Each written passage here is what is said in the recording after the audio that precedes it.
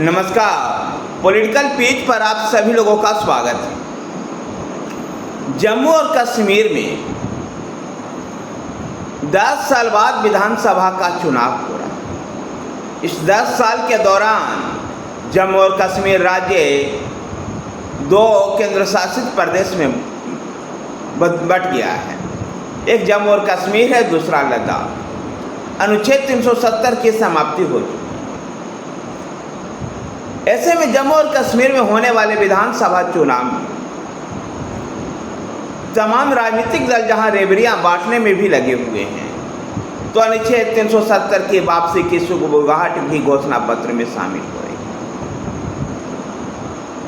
जम्मू कश्मीर के क्षेत्रीय दल नेशनल कॉन्फ्रेंस का जो चुनावी घोषणा पत्र है, उसमें 200 यूनिट बिजली मुफ्त से लेकर के कई ऐसे तमाम लोकलुभावन वादे किए गए हैं।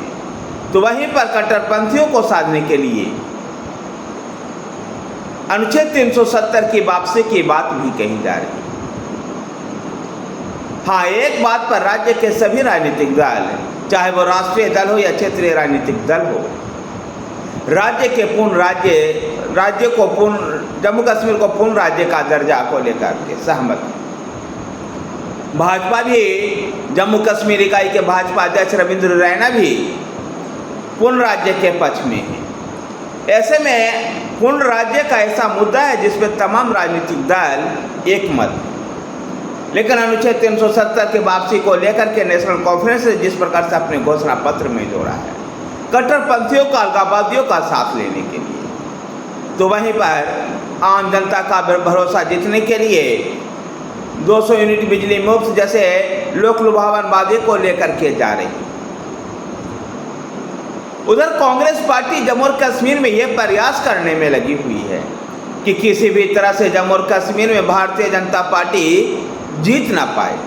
भारतीय जनता पार्टी को चुनावी शिकस्त देने के लिए कांग्रेस पार्टी जम्मू और कश्मीर में दोनों प्रमुख क्षेत्रीय दल नेशनल कॉन्फ्रेंस और पीपल्स डेमोक्रेटिक पार्टी को एक मंच पर लाना चाह रही। लेकिन अब चुनाव की घोषणा हो चुकी है, पहले चरण की अधिसूचना भी जल्द ही जारी होगी। ऐसे में अब इसकी उम्मीदें कम दिखाई दे रही हैं, लेकिन फिर भी कांग्रेस पार्टी इसके लिए प्रयास कर रही है। यह तय है कि फारूक अब्दुल्ला, उमर अब्दुल्ला और महबूबा मुफ्ती इस बार चुनाव मैदान में नहीं दिखाई देंगे। लेकिन चुनावी रणनीतियां से लेकर के चुनाव प्रचार की कमान इन्हीं नेताओं के हाथ में। जहां नेशनल कॉन्फ्रेंस ने अपने घोषणा पत्र भी जारी कर दिया है, तो पीडीपी भी इस क्षेत्र में काम कर रही है। ये पीडीपी जो मुफ्ती खानदान की सियासत की जो विरासत है, अब उसकी तीसरी पीढ़ी इम्तियाज मुफ्ती बढ़ाएगी। जबकि इम्तियाज मुफ्ती 2019 से ही राजनीति में सक्रिय है, लेकिन अब उसकी सक्रियता और अधिक होगी जब उनकी पार्टी चुनाव मैदान में होगी। इम्तियाज मुफ्ती स्वयं चुनाव मैदान में। तो उधर भारतीय जनता पार्टी ने भी जम्मू और कश्मीर राज्य में पहले लोकसभा चुनाव से पहले पहाड़ी को एसटी वर्ग में शामिल कर करके पहाड़ियों को अपने तरफ करने का प्रयास किया।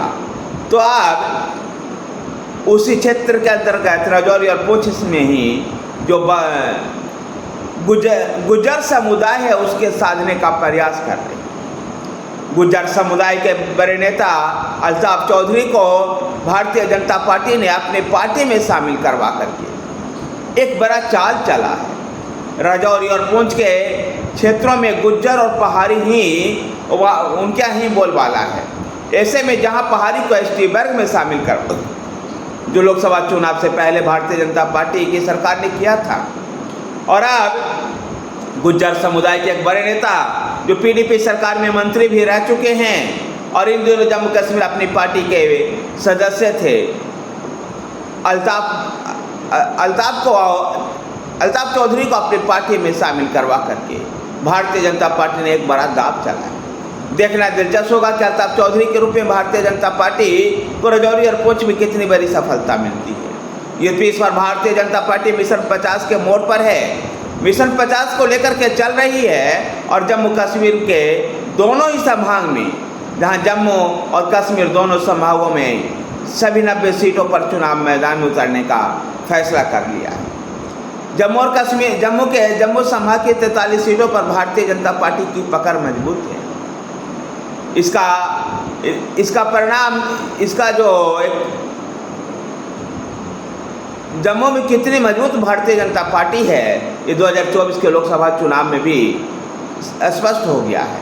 अब 2024 के जम्मू कश्मीर विधानसभा चुनाव में भी भारतीय जनता पार्टी जम्मू में अपनी पकड़ को मजबूत बनाते हुए कश्मीर में भी अपनी पकड़ को धीरे धीरे सही मजबूती से कदम उठाने के लिए सोच रही है। मिशन 50 के लिए भारतीय जनता पार्टी को जम्मू के अलावा भी कम से कम 15 से 20 सीटें जीतनी होगी, तभी 50 सीटें भारतीय जनता पार्टी की पूरी हो पाई। यद्यपि रविंद्र रैना इसके लिए प्रयास कर रहे हैं।